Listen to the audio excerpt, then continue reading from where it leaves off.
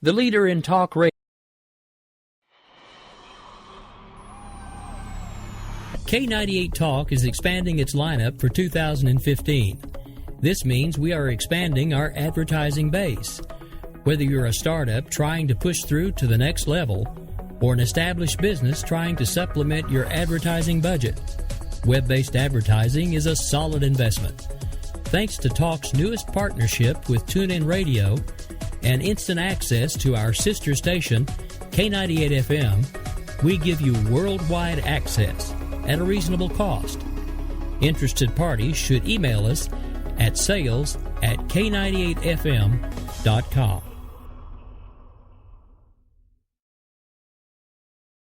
The leader in talk radio on the Internet, right here on K98Talk.com. We believe in the American way, and we built this country called the USA, and we fly our flag because we're proud and free, we're Americans. Red, white, and blue is our way of life. We never back down from a challenge or a fight. Nature provides, God gives the rights, we're Americans. We fish the waters and we hunt the lands. We forge the steel with our own two hands. With what we've got, we do the best we can, we're Americans. It's time now for the Conservative Curmudgeon Radio Show on K98 Talk. Now, here's Grouchy. It's a familiar sound. We all know it. We all love to hear it because we know what it means when it comes to Twitter and our internet radio. It means that our friend Sam is online, kicking ass, and taking names. Sam, I don't know if you're out there listening tonight, but I want you to know that I fully support Sam in Sam's decision to do what's best for Sam and Sam's family. The bunny stuff is great, but I'm much more concerned about what's happening with Sam. So that being said, we're gonna break off into tonight's show. Welcome aboard.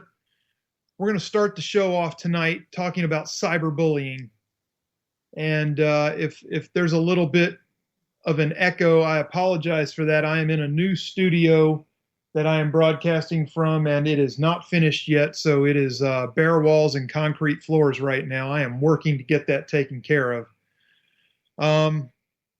There is on Twitter an element of, let's call them vermin. I know I tweeted out that I was going to do some rated MA for language, but we do have some very honorable and distinguished first-time listeners tonight that I was alerted to, and I'm going to control myself a little bit. I know that's not my normal thing, but I want everybody to be able to take this all in and absorb it, and I can do that without going the MA route. So I'm going to do that. Look, folks, cyberbullying is something that's very real. We hear the stories. We hear about suicides. We hear about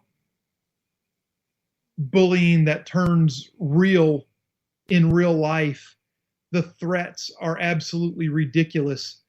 These people out there that want to dox somebody.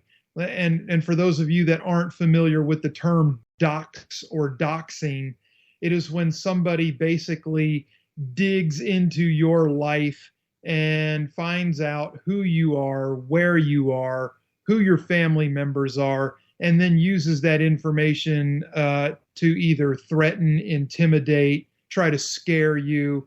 And you know what? It's an effective tool when somebody can actually get pictures of you that you didn't know were available out there and start posting them and mocking you or mocking family members. And you know, it's a real problem. And they think that they're special somehow when they do this.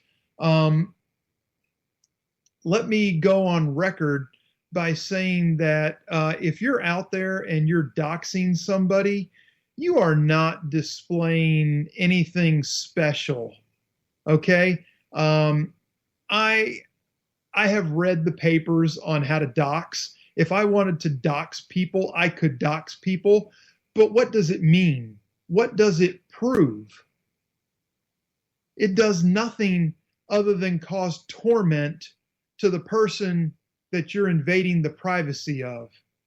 And the only thing that it really shows off about you as a doxer is that you are lower than pond scum.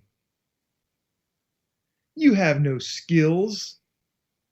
And basically what you're doing is violating mommy's and daddy's internet rules while you dwell in their basement. You're a faceless, feckless coward who wants to stand up like they're trying to do the world a favor. You're not doing anybody a favor but your own ego. Now, before we get too far into this tonight, I know I've tweeted out some messages for a couple of days about this show, and I don't know if anybody out there listening has ever been doxed, or if you think you're justified in doxing people. The number here at the studio is 408-681-8255.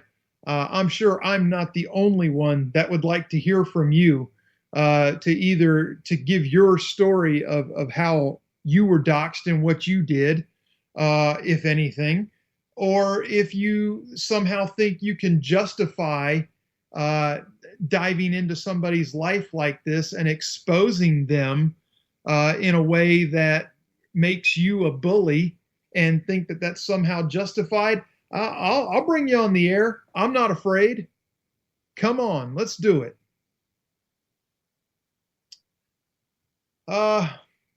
What I want to do is I want to tell everybody out there that I don't care what you look like. I don't care what color your skin is. I don't care what church you go to, or if you go to what church. I don't care about any of that. I care about people. And I've made a lot of good friends since I joined Twitter. And I hate to lose even one, because I care deeply for all my friends. And like I said, I don't care if you're white, black, brown, red, yellow, pink, purple, blue, or even plaid. If you're my friend, I'm going to go to the wall for you each and every time. And I want all of you out there to know that. I may not know what's going on, whether you're being harassed or doxxed or threatened. Please do not hesitate to let me know. There are avenues that can be pursued to stop it. Now, I'm not saying they're 100% effective, but they are avenues nonetheless, and we will take them. And if you need me to take them with you, I will take them with you. Because it's wrong. Nobody should be tormented for exercising their right to free speech. I don't care what side of the political aisle you're on. We can disagree all night long, and we can argue all night long. We can throw facts back and forth all night long. I'm not going to invade your life. I'm not going to threaten family members. I'm not going to mock family members. And quite frankly, I don't care what side of the aisle you're on politically, whether you're, conservative, libertarian, independent, liberal. I don't care. who's attacking who. If you're doing something you shouldn't be doing to somebody else, I'm going to call you out on it. Now, at the same time, if you come jump in my yard, and I don't mean my physical yard in front of my house, I mean if you jump in my Twitter yard, you better be prepared, because while the expletives and strong language is not my preferred method of communicating with people, I am more than capable of going that route with you, whoever you are. You want to come with facts? That's fine. You want to come with feelings? You better be prepared. I wear a size 13 shoe, and I'm not afraid to plant it if you get my drift. I'm sick of it. I'm sick of stupid people trying to be all smart and righteous acting like they're doing Twitter a favor. You're not doing Twitter a favor. You're trying to stroke your own ego. Sick of it all. Now, I'm not going to go real deep into what I know on a personal level about some of these situations. I just know that it's happening to more and more people, and it seems to be more and more leftists. And I don't want to lump all of them together because they are not all the same. There are people out there that I can discuss philosophically politics and social matters with that are more than civil on the other side of the aisle. But it seems to me more often than not that it is the jackass faction of the left that is doing most of the doxing out there. If you are of a conservative mind and you are espousing conservative ideals for this country and you're doxing somebody, you're a hypocrite. No wiggle room whatsoever. You're a hypocrite if you're doing that. There are lots of good people out there willing to have civil discussions. Have them. There are people out there that want to have uncivil discussions. That's not for everybody. And like I said, it's not my preferred method of communicating, but I'm here. You can bring it to me. Don't bother the people that don't want to be bothered with it. Okay? I'll take that heat. Just bring it to me. Now, as I continue on, I have noticed that there is a GoFundMe campaign out on GoFundMe, of course, GoFundMe.com. There is a campaign out here raising money called Twitter versus Bullies. And let me read you what this is about. Bullying threats and doxing, finding and publishing personal information are common and widespread problems on Twitter. While I'm sure this is not limited to my followers, enough of my followers have experienced these activities quite severely. I'm attempting to build a website that will allow Twitter users to post the link to a threatening tweet. The site will then store that tweet in a database that can be searched by sender, recipient, date, and content. The site will also store a screenshot of said tweet. The database will only be searchable by law enforcement and Twitter should they request it. The viewable website will contain links to federal and state laws applicable to online threats and bullying. Even if nobody donates to this cause, I am doing this.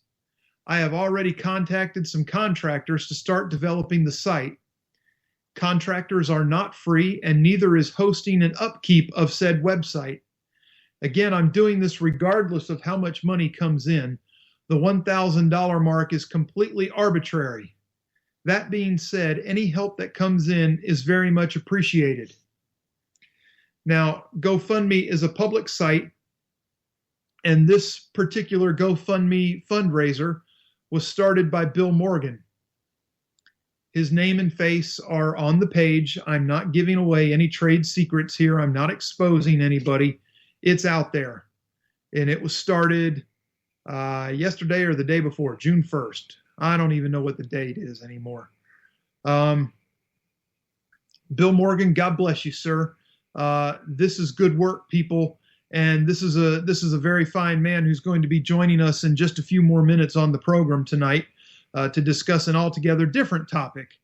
But this is just another endeavor that Bill has underway, and I wanted to pass this along. So if you are of a like mind and wanted to donate to help this cause, it's out there. It's GoFundMe.com, and you can do a search for Twitter versus Bullies. That's VS Bullies. Twitter VS period Bullies. So I just wanted to bring that to everybody's attention and let you know that is out there. That being said, last night I believe that I ended up graduating to maybe a lower class of troll, if you will, on Twitter.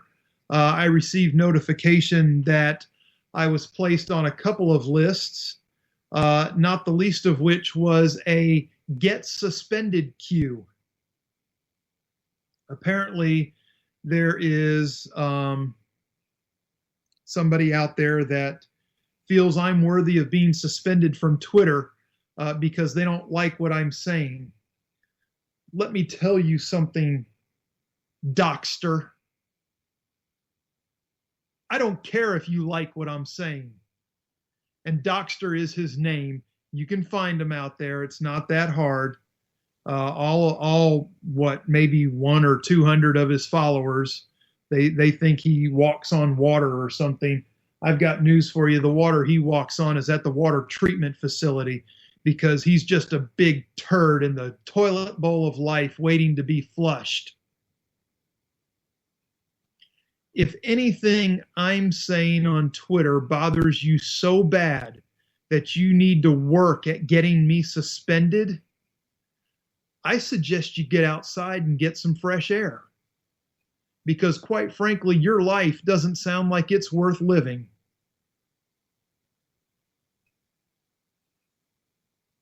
And if you're home right now listening and steaming because we had our little conversation last night about how pathetic you are, good. Maybe you take some notes. I don't really care whether somebody likes me, whether somebody doesn't like me. There are plenty of people out there that are on either side of that fence. And that's all fine and good. I am who I am. I cuss a little bit in excess at times. Sometimes a lot in excess. I espouse conservative ideals. I believe in true freedom of speech for every American, no matter what side of the political aisle you're on.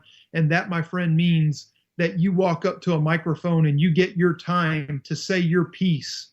And then you yield the microphone to somebody that rebuts everything you just said, but you stand there and you keep your mouth shut until it's your turn to speak again. That's true freedom of speech. Everybody gets their say, whether you like it or not. They're entitled to it. It's their right. It's their God-given right, whether they believe in God or not, whether they believe God gave them those rights or not. That's just how it is. Now we're getting ready to, in just another couple of minutes, we're going to take a commercial break. But before we do that, I want to do some things here on the housekeeping side with a great station and great managing partner / producer / GM for our great K98talk.com, Rowdy Rick Robinson. Sir, I know you're producing my show tonight.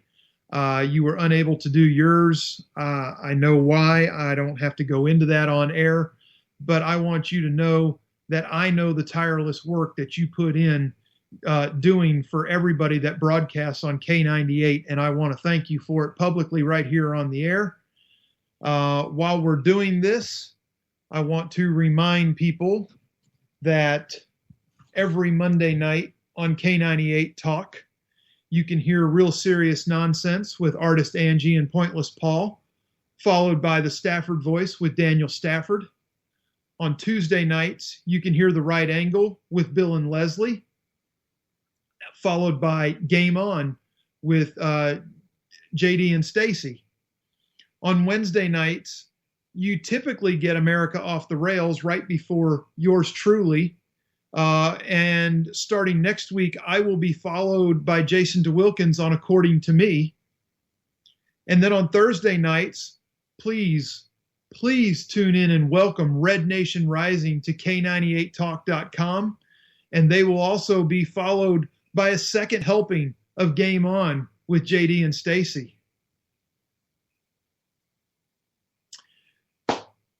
Now, friends, we're getting ready to take a commercial break, and when we come back, we are going to have our guest online, and we are going to start discussing the Convention of States.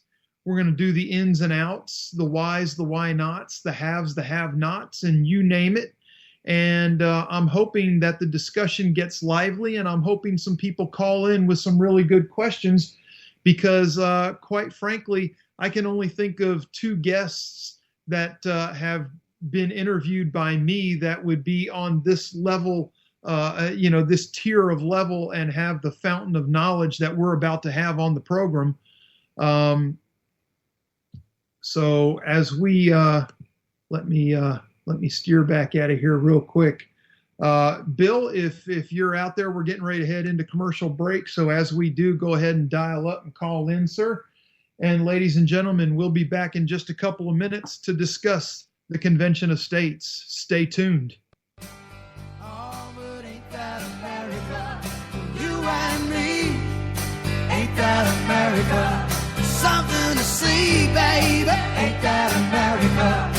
Home of the free, yeah.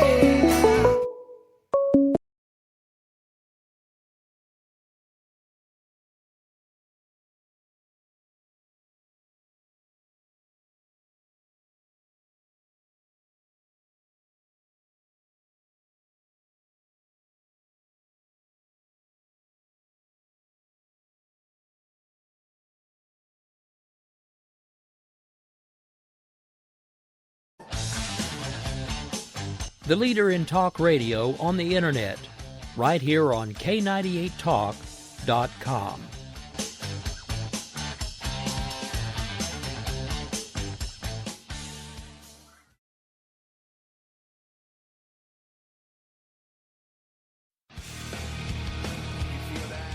This is JD. And this is Stacy. Join us Tuesday nights, 10 p.m. Eastern, for Game On. Remember, Lock up the children and the old folks. Game On, the home of conservative conservatism. Where no one is safe, and no one is spared, not even the hosts. Oh, that was supposed to be a spin cycle. I'm sorry. Yeah, that's okay. We love you anyway. Right round, baby. Self-monitoring right Ebola anyway. radio strikes again. Anyway. Anybody see the host monkey? Today. Where's the host monkey? Where's the host monkey? For God's sake, I need an antidote. Just do your rant. Let's pop out of the segment. Has to do with Find us on Twitter at JD and Stacy.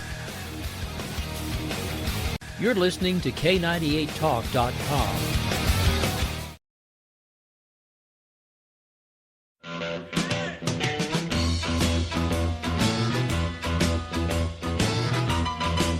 Red Nation Rising brings you Town Hall Radio. From a single tweet to 3 million a month, our community is a force to be reckoned with on social media. So don't miss our show, Thursdays, 8 p.m. Eastern on K98 Talk. Our chat room is our co-host, and you ask the question. Join us and be heard. So get ready to sound off on Red Nation Rising Radio. No one else is going to do it for you. There's a wild, wild whisper blowing in the wind, calling out my name like a long lost friend.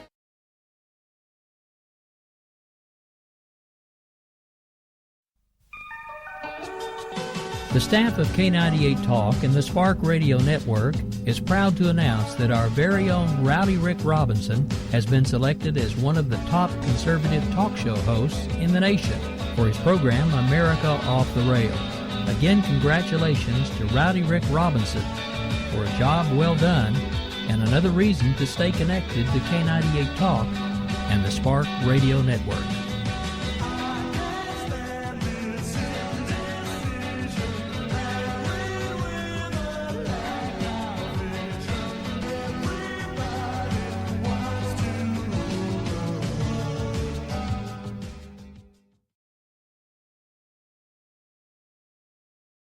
Not on my watch, our military service members say, as they volunteer to serve, as they move out, stand firm, and take fire.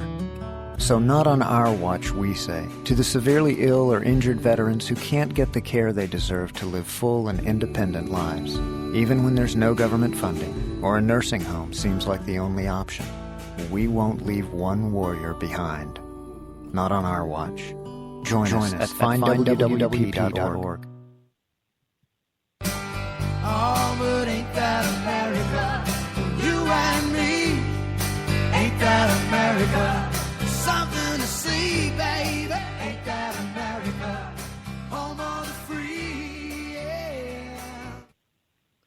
Welcome back, everybody. We are joined live on the air by Bill Morgan. Bill is going to be with us for the next half hour as we discuss the Convention of States and the ins and outs, the whys and why nots, and so forth and so on. So please sit down, open your ears, open your minds, and let's learn a lot from this very smart gentleman who is much more learned than I on this topic. So, Bill, before we get rolling into it too deep, why don't you give us a little bit of background on Bill and let us know, exactly what you know and how you know it. Well, my name is Bill Morgan. I am a person, and all of the stuff, all of the information that I've gotten is readily available online. The trick is you've got to read the Constitution. You've got to read our laws, because that is our rule book. And if you don't know the rules, you can't cry foul when our government does something they're not supposed to do. Just to give a quick background on the Cause Project, Article 5 of the Constitution gives two different ways that you can amend the Constitution. The people that wrote it said, hey, look, it may come a time when this needs to be changed. Congress can do it, and then the states can do it outside with no congressional intervention. If 2/3 of the states, 34 states, call for a convention of states, then that convention happens, and they propose amendments, which then have to be ratified by 38, 3/4 of the states, there's 38 states. And the Cause Project guys that I've talked to, the way that they're going about it worries me a little bit, because there is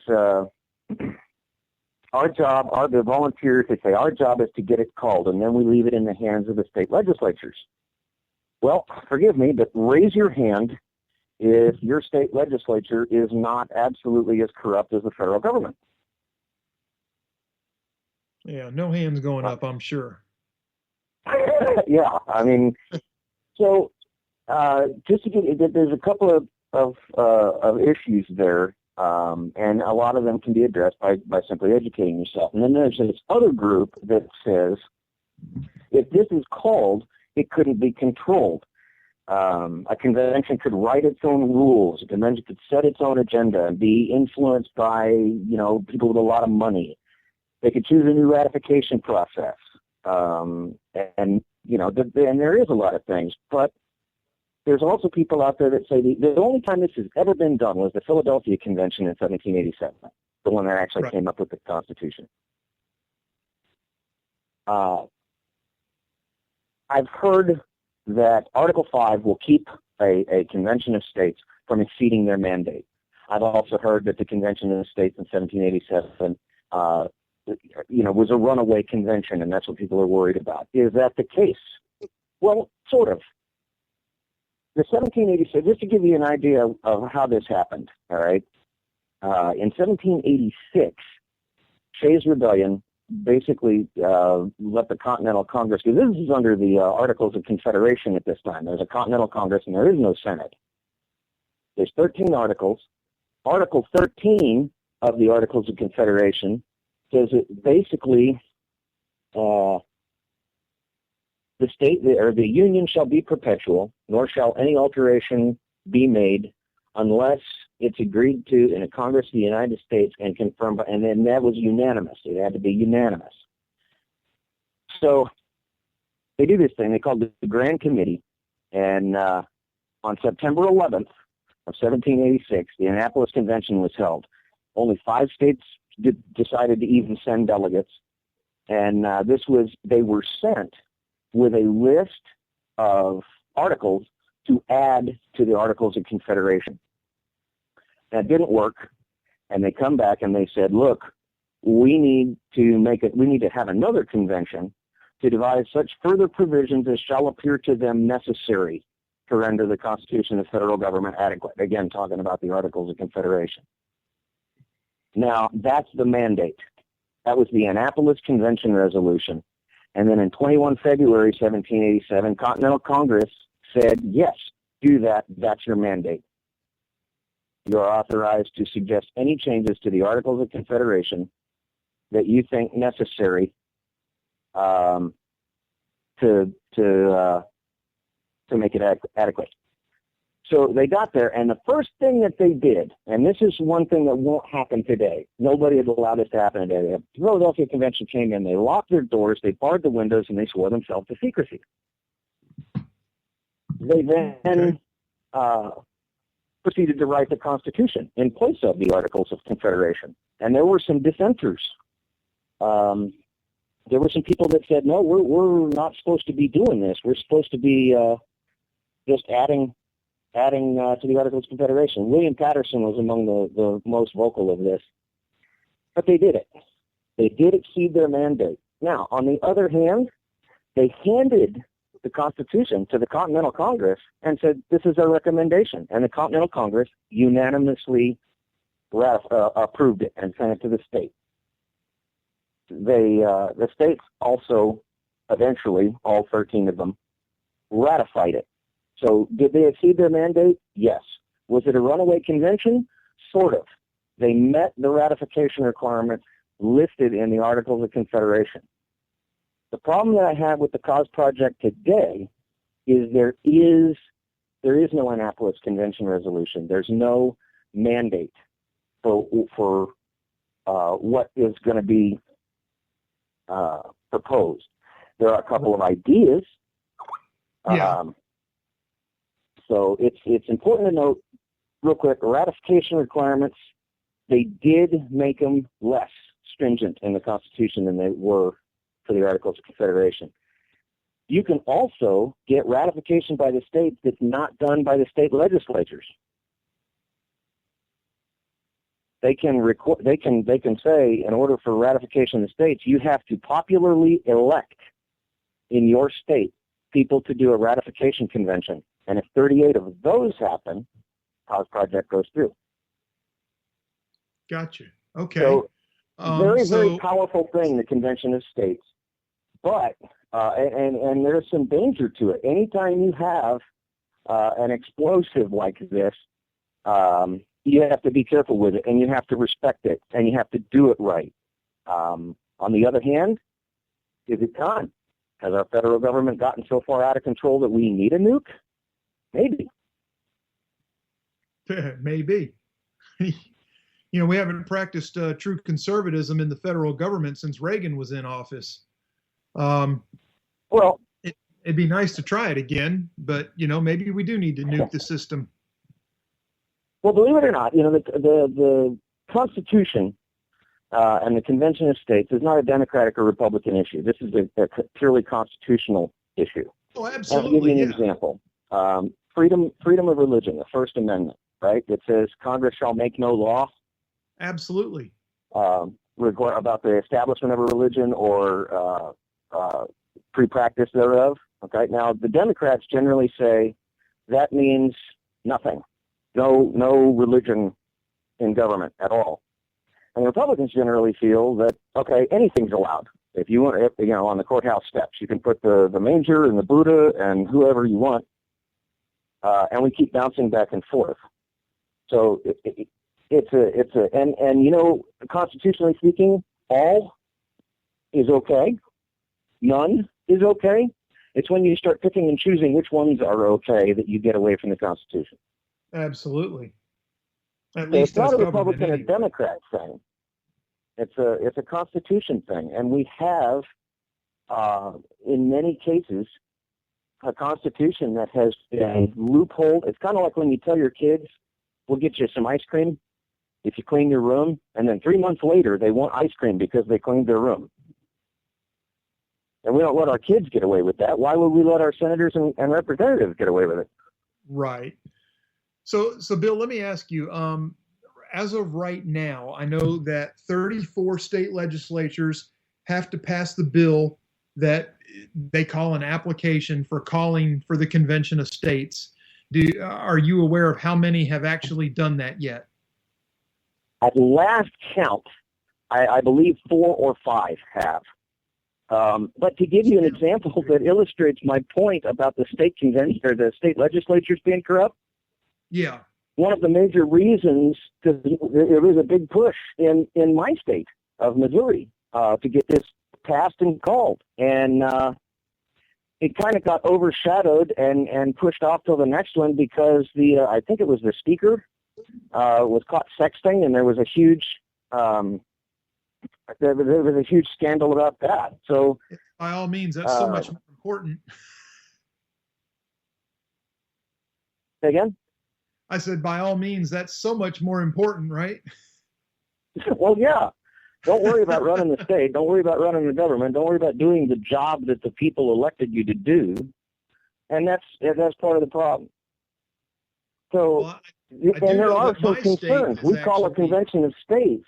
They're not going to be able to lock themselves off. So all of it, I mean, if you believe that money doesn't influence politics, you've got your head in the sand. Yes.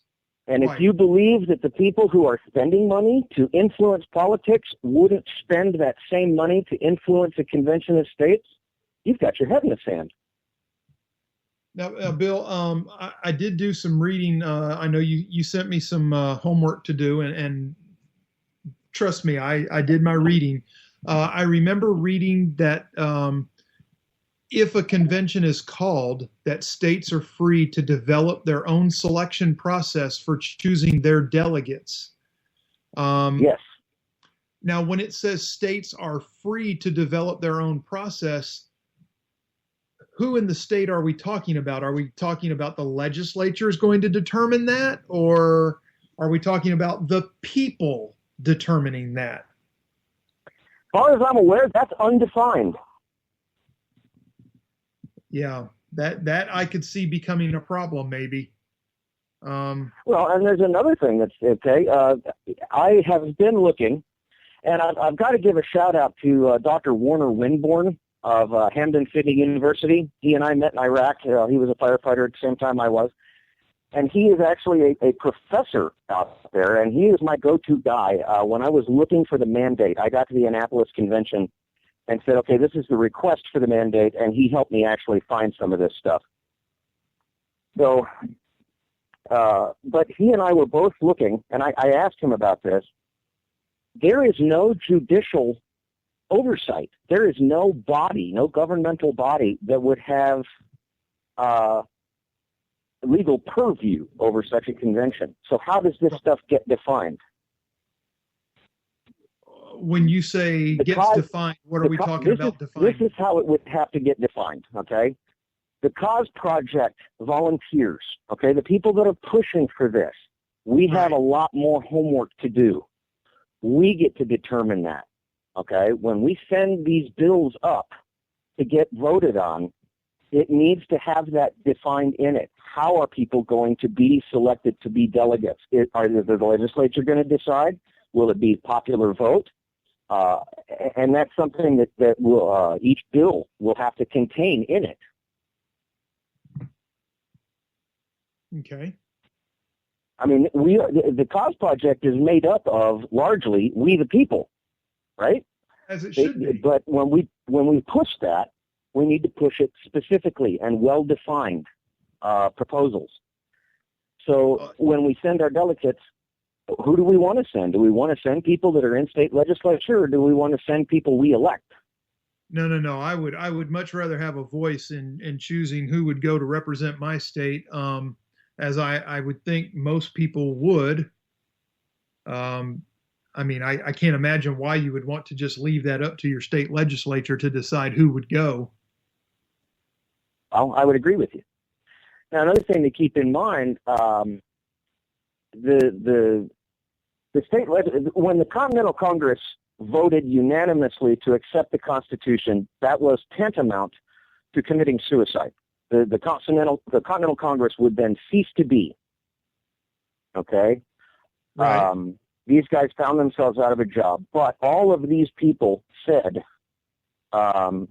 yes, this is better. This is what we need. Let's do it. Name me 5 people in government right now that would do that.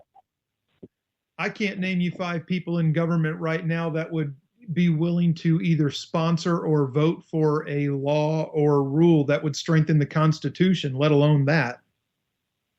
Okay. Now, the Constitution, as written, took powers away from the states. The Articles of Confederation were exactly that. At that point, states were sovereign nations, and actually membership was extended to Canada if they wanted to be. Now, they declined, but they could have been. The Continental, or the Constitution actually took powers away from the states, which is why they were sent for ratification by the states. They were sent to the popularly elected ratification conventions because, again, state legislatures don't want that power taken away from them. And people don't know this stuff. Like I said, with the Cause Project guys that are doing this, we have to be specific. We have to define it, and that's where the Federalist Papers came from. The Federalist Papers were letters written to the states to encourage popular support for ratifying the Constitution. Yeah. Who's going to write those? Good question. Good question. I don't know. I really don't know. Okay, Rick in the chat room has said that 4 states have applied for it and passed both houses: Georgia, Florida, Alaska, and Alabama. I don't know that for sure, but Rick is into this project quite a bit too. I can vouch for Alabama. I know we have. Mm-hmm. So, I guess if you have any questions, I'd love to take them. But then if there's any questions from the chat room, I think we have, 10 minutes left? Or yeah, we got about 10 minutes left or so. In lieu of anything that I'm seeing right now, let me go ahead and kick this off. So and this is probably, I don't know how the depth of your expertise, but let's say that we get 34 states and, they call for a convention of states and they pass amendments to the Constitution. With the state that Washington is in now, how do we ensure that these amendments would be adhered to or even looked at as official or, acceptable by current Honestly, government? that is why I would recommend sending a lot of experts in the Constitution and at least 2 or 3 English majors and maybe an attorney, because it'll be the wording. of these. You basically have to lock up the loopholes, and locking up the loopholes is a phrase I hear often when talking to cause project folks. Sounds like a plan. In addition, those are definitely some of the kinds of people I would want to send. But I really think that I would like to see a delegation of common middle-class working people from each state as well. I mean, to go with these constitutional professors and lawyers and English teachers and things of that nature. I'd like to see that used to be what we the people were. And when these ideas got bounced around in Congress, you'd have a school teacher and a farmer and all these people. And when an idea came through and a bill that came through, yes, this is good for the country, but it's going to be bad for the farmers unless we change this. A farmer knows that. Right. And what we've become is of the attorneys, by the attorneys, for the attorneys. So you're right. We need a good mix. I agree.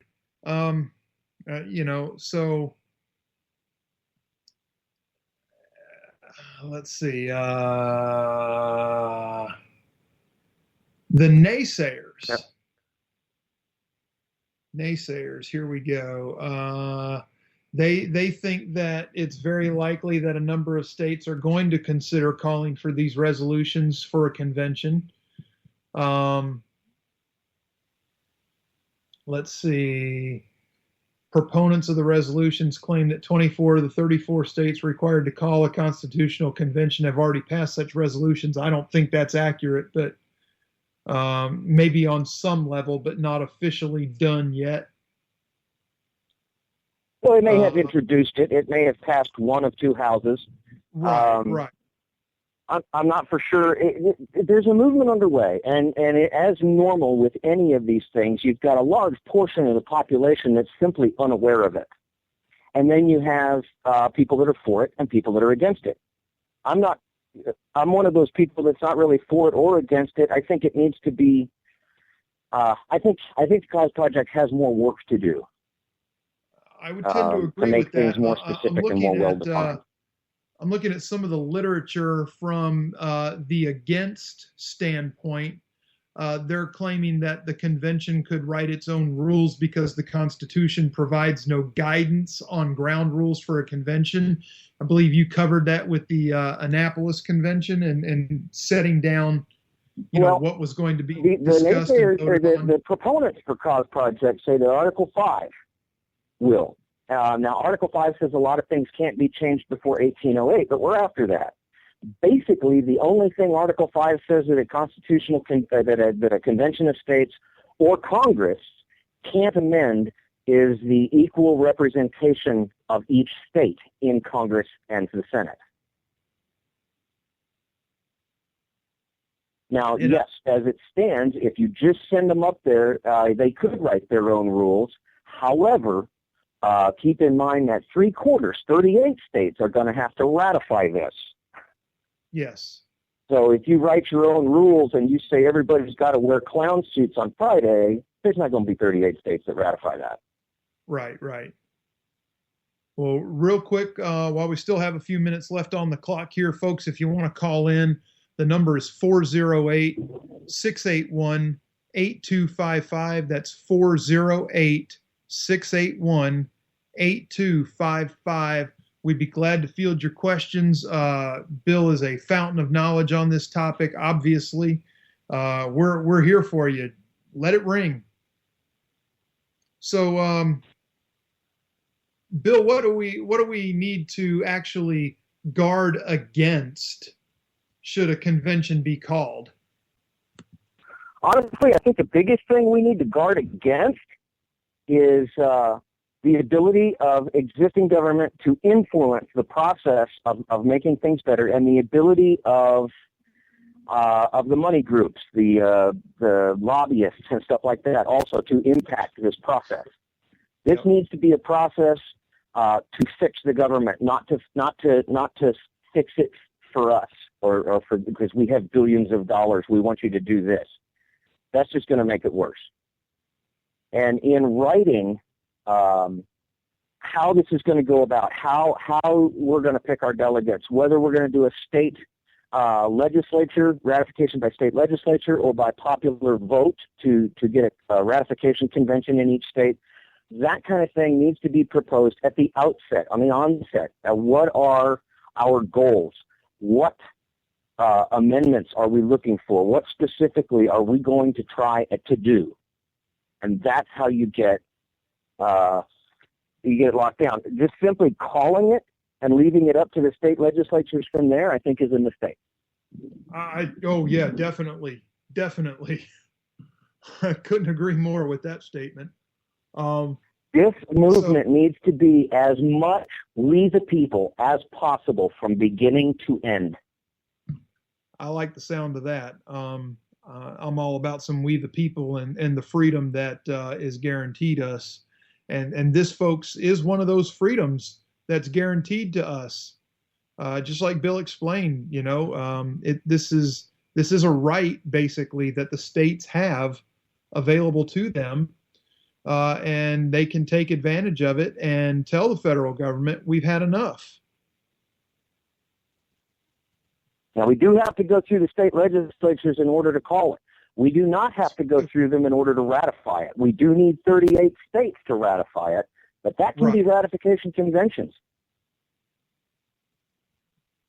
So, folks, if there are a lot of listening, options. And again, it's educate yourself, educate yourself, educate yourself. Know what it says, know what it means.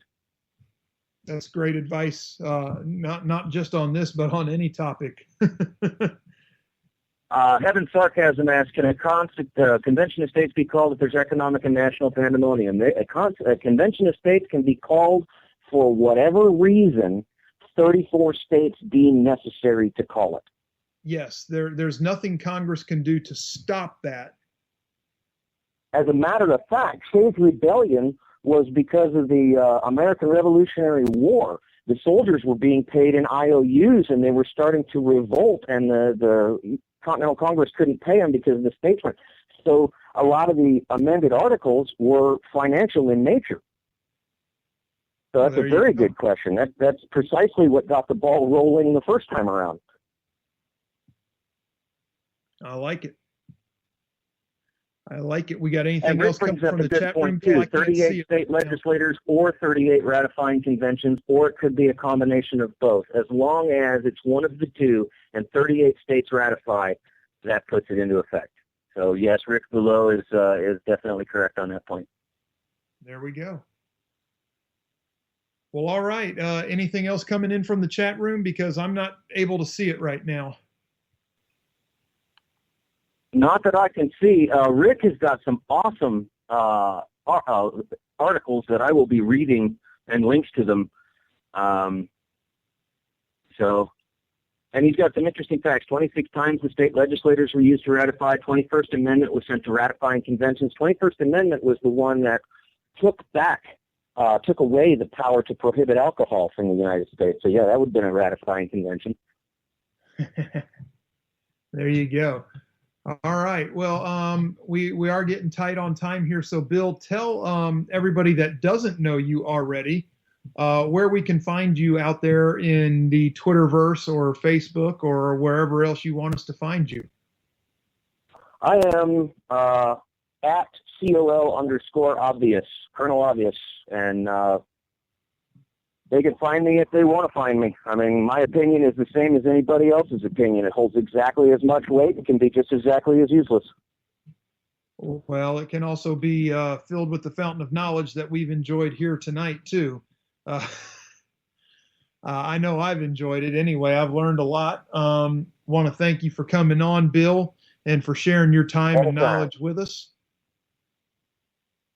Anytime. And, people, get out there. You need to be following this man because this man, he speaks truth and he speaks knowledge, and you'll go far with both in this world.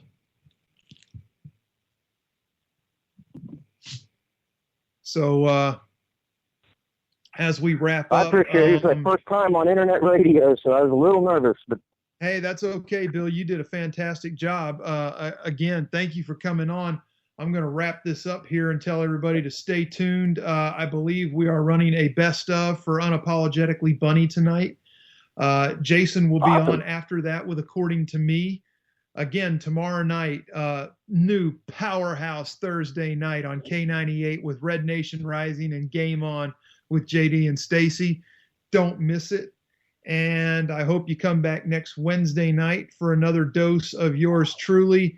And get your grouch on K98talk.com. Thank you all for being here. God bless and good night. Oh, but ain't that America? You and me. Ain't that America? Something to see, baby. Ain't that America? Home of the free, yeah.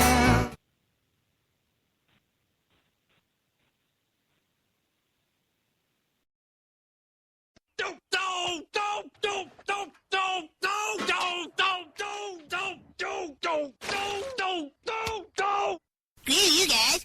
I'm getting home. Later. Game over, man. It's game over.